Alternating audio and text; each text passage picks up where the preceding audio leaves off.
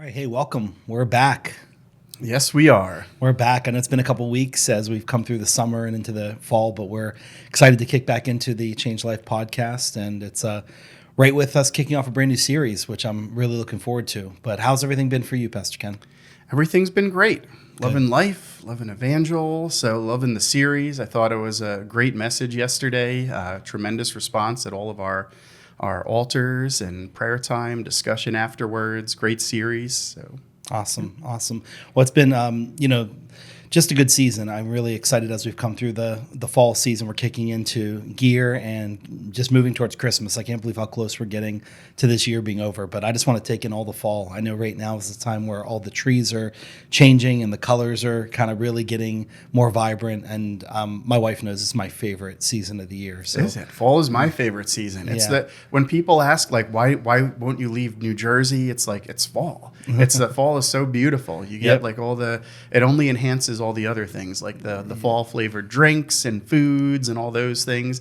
You can't have those in Florida. Like I mean if it's sunny, you can't have like the pecan crunch or pumpkin spice or any of those type of things. I feel like it's not the same. So Oh, that's good, man. Yeah, I think the fall is my reward for enduring the summer, man, because it's like my least favorite.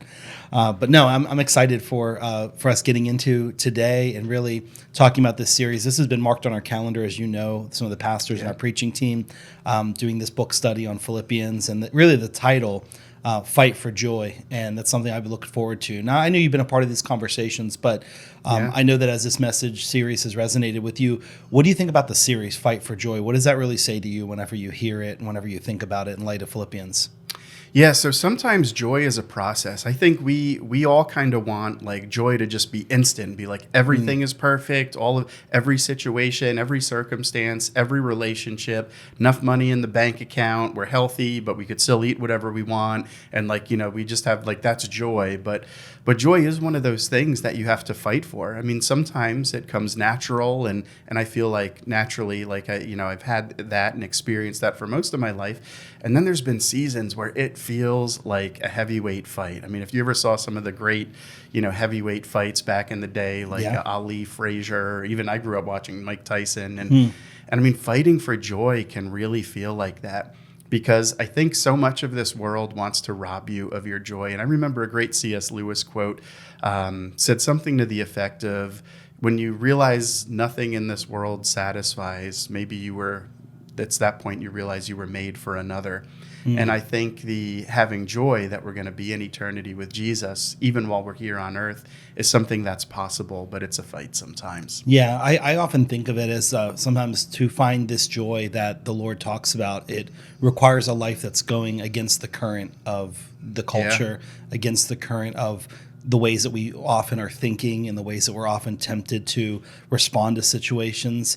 And it's only in doing the opposite. It's only in doing the thing that's counterintuitive, the thing that's countercultural, the thing that's more in line with the way of Jesus, that it's only in walking that way that you get a chance to experience the joy that he promises. And so if you are ready to chase after that, then you're going to have to be in for a fight. You're ready to be in for some challenges. It's not going to necessarily be the easy way. Jesus said, in this world we will have trouble, but take heart, because he's overcome the world. And somehow as we're taking heart and as we're experiencing even those troubles, there's a joy that we can experience. And that's really what the Apostle Paul kind of shows us in the book of Philippians. I think it's just one of the great letters written by a man who's in prison, who has every reason to be frustrated and upset. And quite honestly, how often do you and I get upset about such lesser, more petty things, and we let that rob us of our joy, of our happiness? We let that leave us, bitter and frustrated.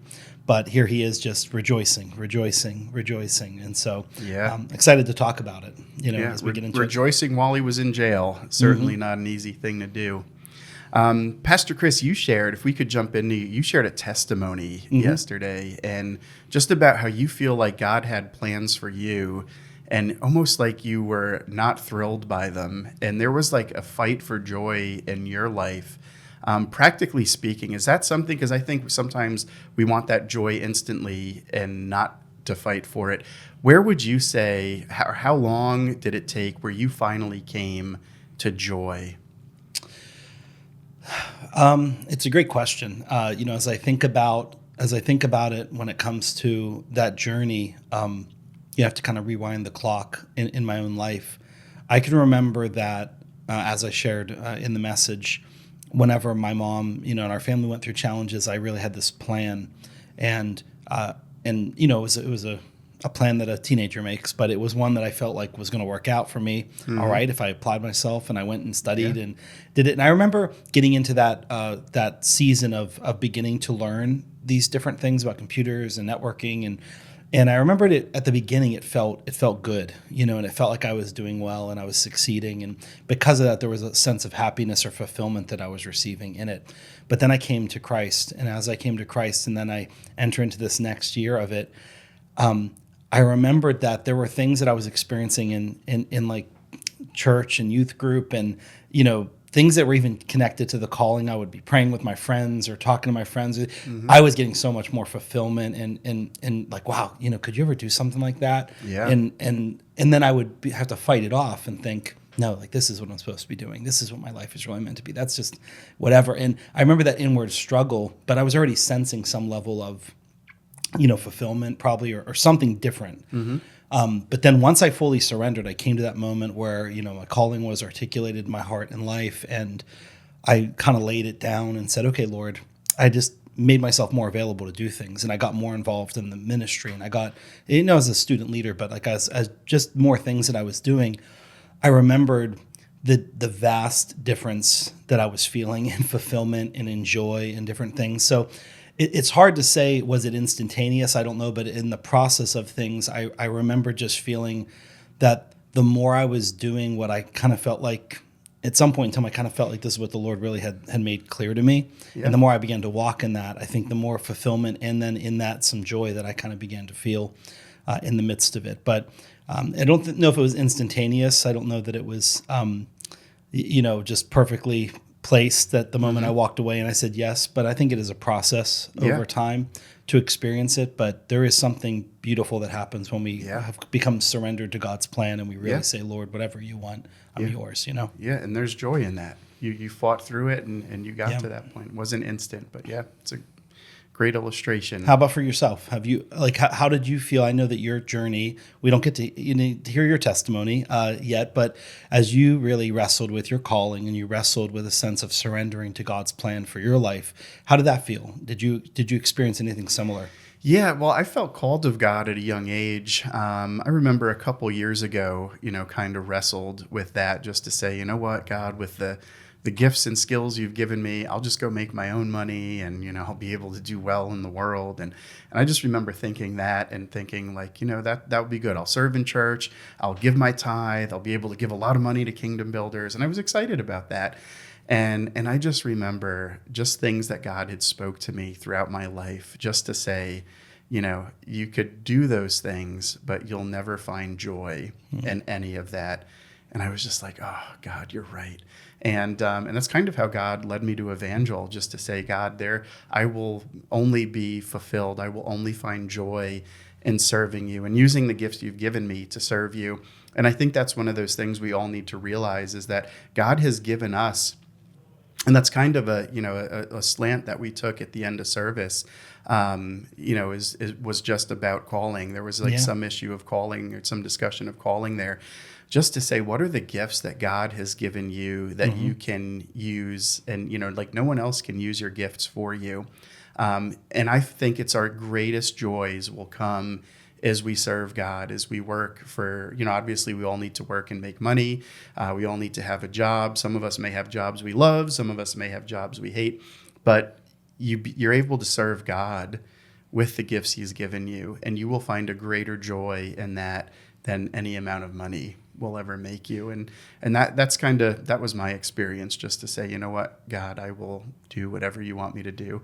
The words at the end of John 6, where his disciples say, yours are the words of truth. Like, to who else would we go? Mm-hmm.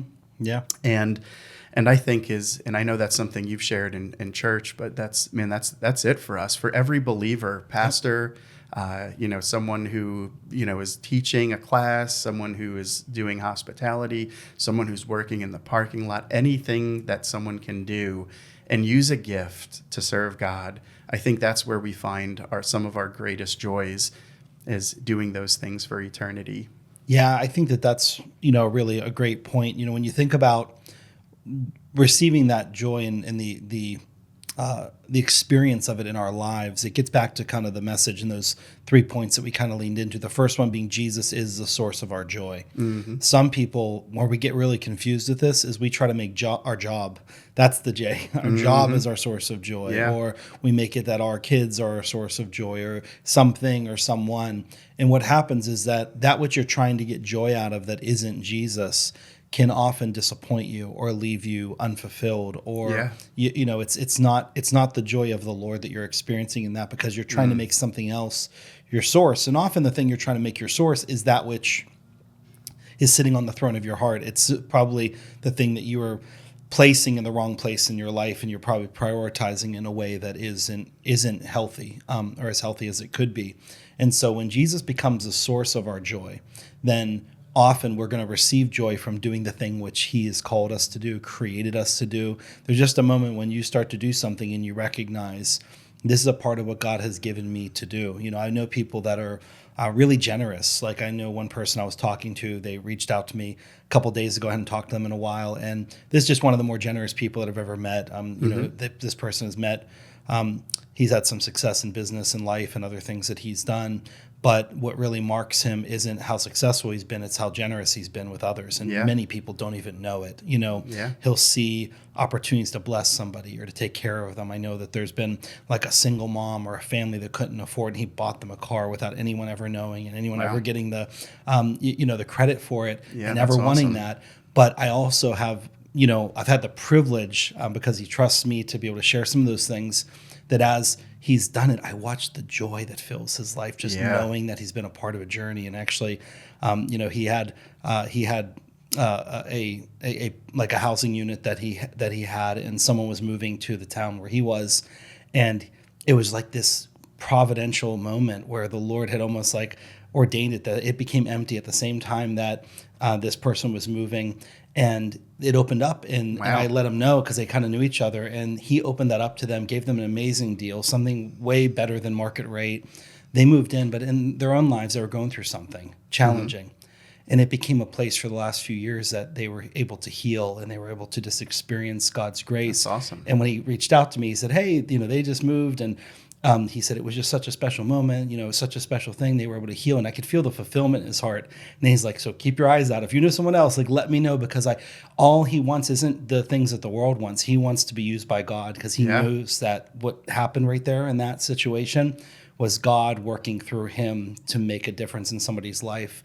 And I could just feel the joy on him, because he could recognize the fruit of it. And so I think that the lesson we should really draw out of it is that when Jesus becomes our source, when we surrender to his plan, we can then begin to be used by him, using ourselves, using our talents, using our whatever God has put in our lives. And when we begin to do that, there's a joy that can kind of fill us. One married couple, that maybe you think you have nothing to offer, but you have a marriage that's endured, and you've been through journeys and struggles, and you are loving Jesus, and there's another couple going through a challenge, and you sit with them and you share of your life with them, and you deposit something into their hearts that maybe is going to help them or rescue them or restore their relationship. When they walk away from that, you can experience a joy that fills your heart. Why? Because the Lord has used you, and you've surrendered to his plan. You know what I'm saying? So it even goes beyond like our activities we have in church or things like that. It's when you're used for the kingdom and for the sake of Christ, when he is just leading and guiding our lives and doing these setups, to allow our life to bless somebody else's life. You'll sometimes find joy that the struggle and the thing that you were hating that you went through, your cancer diagnosis or your journey through, not having a job or all these things, then the Lord will take that, and you will use the very thing you went through that was hurting to help somebody else get through it. And then what do we get at the end of that? We feel a joy that fills our hearts, because the Lord used us. So I don't know. There's a lot of different aspects to this that really resonate inside of me. Yeah, that's good. So to the first point, Jesus certainly needs to be our source, and some of what you shared ties in really well to the idea that we should prioritize others over ourselves. And I think that's one of the things that can be the most difficult out of the 3 points you shared. I think we want to say Jesus is our source, and obviously, he has to be. But man, the others over self thing, man, that's so difficult. What do you think are some of the biggest robbers of that? It's just the culture. I think it's the world that we're living in. It's a world that is in this world. It's very much consumer driven. It's very much it's individualized. It's about finding your own happiness, making your own happiness, seeking your own happiness, finding ways to gratify yourself, and really not being satisfied unless your feelings are being fulfilled. Whatever you feel is right, you're doing it. That's like the tip of the pyramid for people. That's like the highest echelon of where they want to get to in their lives. And then in the kingdom, it's just totally inverted. And Jesus is like, no, we don't sit at the top. Like we're down at the bottom washing feet. We are here to serve. We are here. So in his kingdom, everything is upside down. And in his kingdom, the greatest fulfillment is in the serving, not in the being served. The fulfillment is fulfilling his purpose, not our own purpose. Yeah. It's like leading another, to the Lord, as opposed to just us getting all the benefits in our own lives. So there's just a lot going on there that I think, as we wrestle with it, it gets really, really hard, because we have to figure out which kingdom we want to live in, which culture are we going to embrace, which way are we going to walk. So, I mean, everything about this world points to us, I think, in a lot of ways first. Yeah, I was having a conversation with a good friend this morning who's a believer, and we were just talking, we like to talk about the economy, and a couple of the big,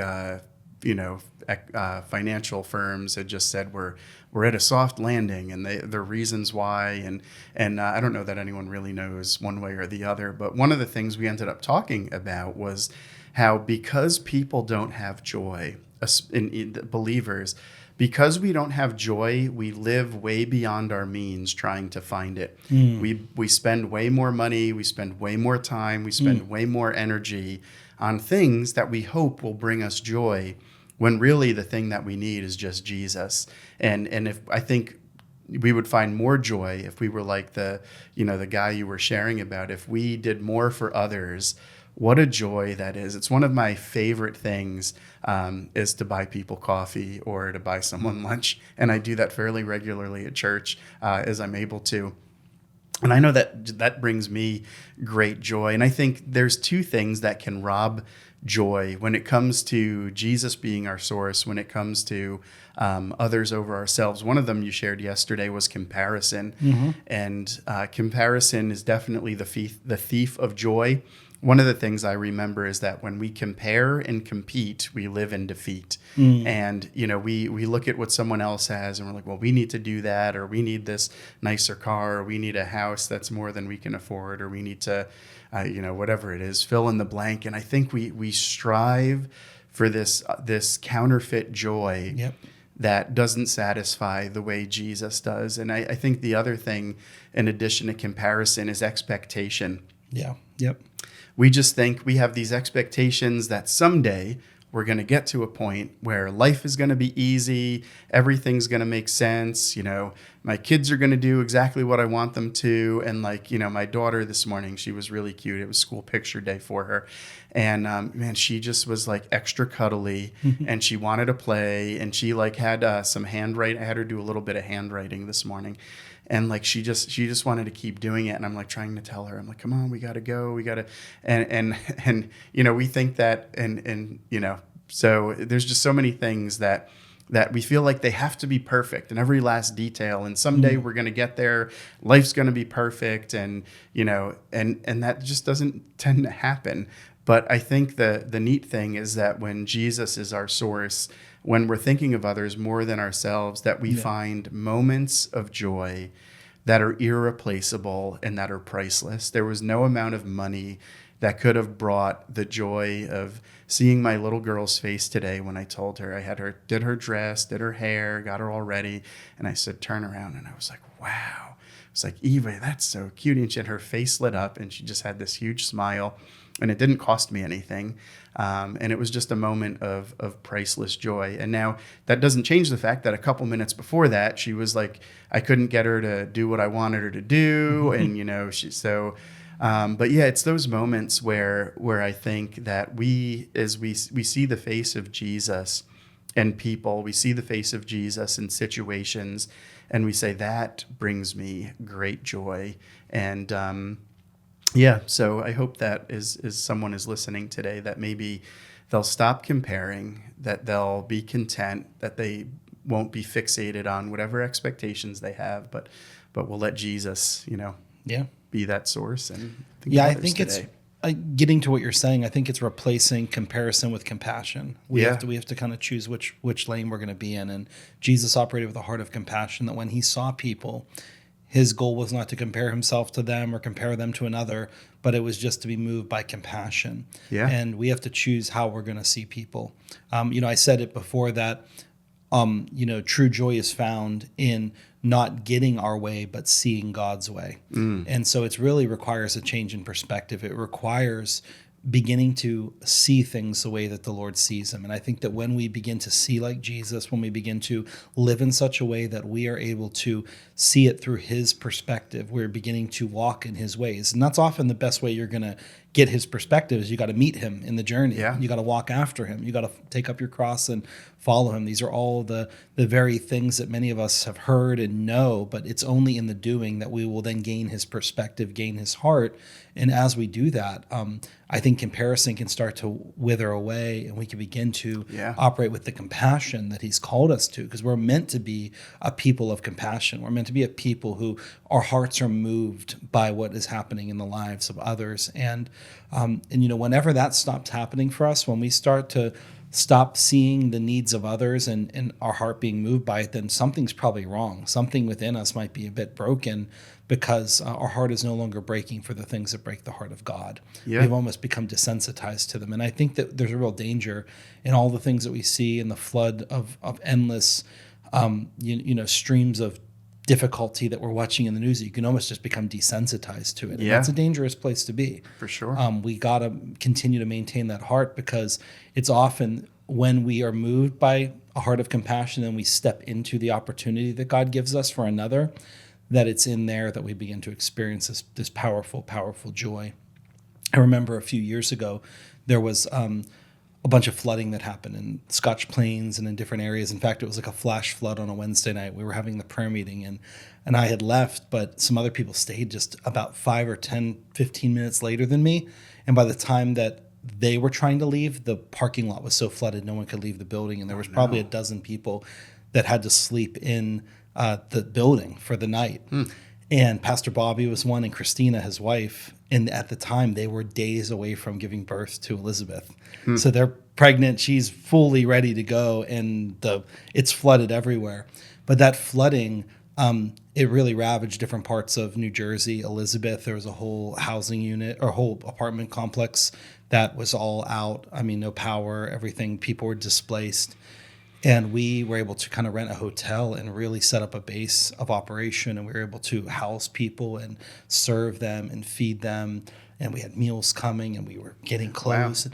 We did all this stuff in like maybe 1 or 2 days. But I remember I got to be a part of that. A few other people from our church family got to go and be a part of that. But there was so much joy that I was feeling and experiencing, knowing that we were just using whatever we could to serve others. Like for me, that in a moment when you respond, even in a crisis, and you're able to think of others ahead of ourselves and make that difference, there's a joy that I was feeling, joy that my family was feeling. My kids, I remember they were, a couple years younger, but they really felt something, because they were like, well, let's go there. We could choose to do anything. And they wanted to go there to set out food and organize things for the people that were in need at that time.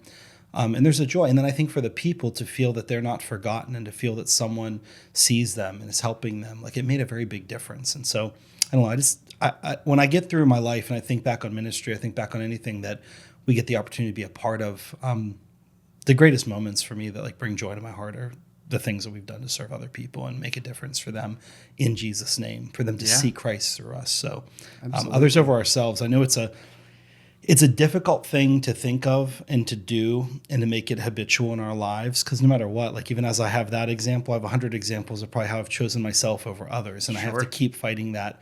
Fighting that. You have to fight the flesh, which we're going to get into as we move forward in this series, but we have to continue to fight to make sure that we're prioritizing that, because if we do, there's joy that we will experience in the serving of others through Jesus. Yeah. Yeah. Amen. Yeah, and so last point, the sermon on Sunday was yielding to God. Yeah, yielding to his plan. So yielding to God's plan is an important part of the whole process. I think I told people to repeat it, with me, but there's Yep. joy in the surrender. Like that's really a key part of this whole journey is that there's a joy when we surrender to the will and to the plan. In Hebrews chapter 12, I want to say it's verse 3, it says, "For the joy set before him, Jesus endured the cross, Yeah. scorning its shame and sat down at the right hand of the throne of God." That there's a joy that was set before Jesus in the carrying out of the plan. Didn't mean it was easy. He was sweating drops of blood, in the Garden of Gethsemane. He was pleading with the Father, even if there's any other way to let this pass from me, let it be so, but not my will, your will be done. It's in the yielding. But as we look back now through the lens of Scripture, it says, "For the joy set before him, he endured the cross." So even in the midst of the most difficult thing we could ever imagine, marching towards Calvary, he knew there was a joy in the surrender to God's plan. And there was a joy that, evidently comes through the power of his resurrection. But it's really something. So no matter what we are going through, no matter what we're dealing with, like when we're willing to yield, there's something very powerful. And I shared this in the services as well, that I've seen people, multiple people, that the closer they get to death sometimes, when they're really dealing with something very debilitating, very challenging, in our eyes, very hopeless, but they walk close with the Lord and they surrender to his will. Even towards the end of their life, there's a joy that they're kind of operating within that's it's eerie because it's strange, because it's thinking, hey, like they haven't given you any other options here. Hey, they're not giving you good news. And for them, it's like, look, I know Jesus can heal me and I know he can raise me up, but I also know that he can take me to be with him. Yeah. And there's such a joy in them just being surrendered to whatever the Lord wants to do, that it's like, wow, that's really powerful. And I guess I've been convicted to ask the question, like, what would happen if we begin to live that way earlier in our lives? And I think that's what the early disciples did. I think that's what many people, sure. when Paul said things like, "I'm no longer live, but Christ lives in me. I've been crucified with Christ. This life I live in the body, I now live by faith." There were people, and it was very real, that at any moment in any city they went to, in any place that they set their feet, they could literally lose their lives. Like it was just a foregone conclusion. Like, I'm a dead man walking. I've already died. My life is a living sacrifice. I've already laid it down. Yeah. Now they're just living their life by faith, and they're living fully surrendered, whatever God wants to do. And I just think so few people probably today are living with that level of surrender in their life, like, Lord, whatever and wherever, and let's go. And therefore, they're not able to experience the fullness, I think, of the joy that I think early believers could have felt. Yeah. And I see people that as they get to the end of their lives and they have to just fully surrender because there's no other way. They can't fight anymore. They can't fight, against it. They have to kind of just surrender themselves fully. That it makes a big difference. Yeah, that's a great point. One of the things when I think of the Jesus' earliest followers, I think it was Psalm 116, but I could be wrong. There's a verse that says, "In your presence, there is fullness of joy." And I think his followers, knowing that they could be killed at any moment, but knowing that the Spirit of God was with them, knowing that the presence of God was with them, there was a fullness. It wasn't like they were somewhat joyful and then somewhat sad. It was that even if I go to death, we see, Stephen. I was just about to say Stephen. Yeah, at the point of death, asking for forgiveness for people that would kill him. And man, I don't know that I would have the same take on my life if that was happening. But what a joy he must have had in Jesus. What a full experience he would have had with the joy that only God could bring, just to know that I'm about to be on the other side of eternity with Jesus. And that thought brought him more joy than the thought that someone's about to crush my head with a huge stone after, they're done with that. So, man. It's gripping and it's challenging. And for many of us, we can feel that that's some kind of unattainable place to get to. But I guess, as you know, we kind of really reflect on this week and we try to bring it to a head. The best thing we could do as we're starting this journey to fight for joy is, I got to ask the question, is Jesus my source? Yeah. How is there anything else that I'm trying to get joy from? And I'm telling you, if you're trying to get joy from your job, it's like trying to get water from a rock. If you're trying to get joy from the wrong place, you're never going to experience it. You're only going to experience fleeting feelings of happiness. Second, am I putting others over myself? Am I thinking of others ahead of myself? Am I operating with a heart of comparison or a heart of compassion? And then finally, am I yielding? Is there some part of me that isn't yielding to God's plan? Is there some part of me that's resisting what I'm sensing that God wants to do with my life, that there's more that he has for me? I think many, and even I prayed with people yesterday, that they just want to know the whole story. They just want to know, all right, I just want to know, God, just tell me the whole plan, and then I'm going to surrender to the plan. The yielding to God's plan isn't often yielding to this full road that he's going to show you and a map that he's going to give you. It's a step that he's going to invite you to take. Yeah. It's in taking the one step that you'll feel his peace, and you'll then be able to take another step. And so yielding to God's plan doesn't mean you wait until you have the whole roadmap ahead of you and decide if you want it. It's just one step after the other. What do I need to do today to obey Jesus? What do I need to do today to begin to walk in a way that he wants me to? And as we do that, I think there's joy that's waiting for us in that journey. So I'm excited for it and excited for where we're going to head. Amen. Me too. I'm ready to go and fight for joy today. All right, man. Hey, we'll be back again next week, and excited to see where it goes. Amen.